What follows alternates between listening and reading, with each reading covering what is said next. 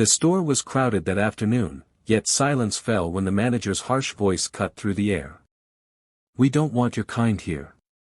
Leave, now." All eyes turned toward a frail teenage girl clutching a worn-out backpack.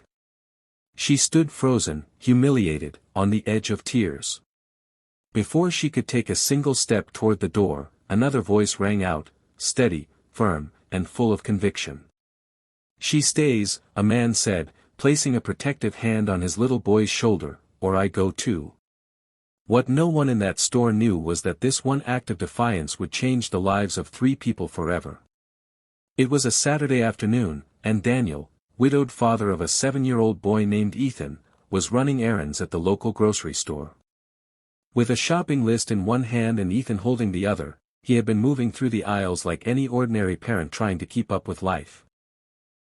Since his wife's passing 3 years ago, Daniel had grown used to the stares of pity, the questions about how he managed as a single dad, and the endless juggle of work, parenting, and survival.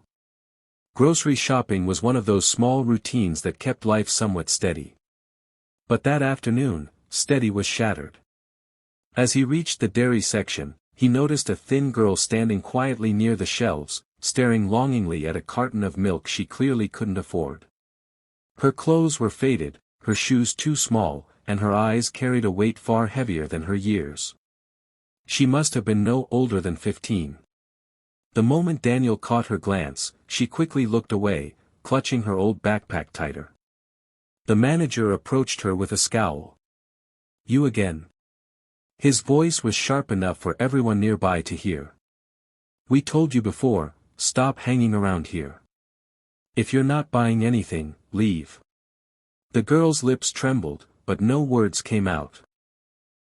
She stood frozen, shame painting her face while a few shoppers whispered, some annoyed, some indifferent. Daniel felt something stir in him. He thought of Ethan.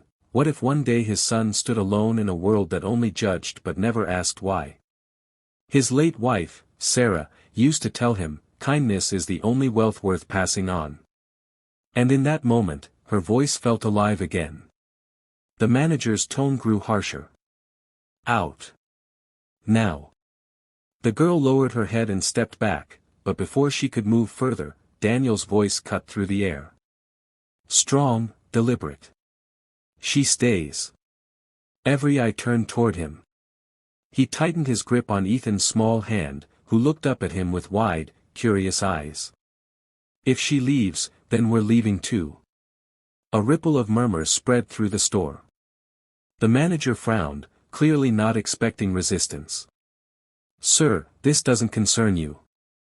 "It concerns me when a child is treated like she's invisible," Daniel replied firmly.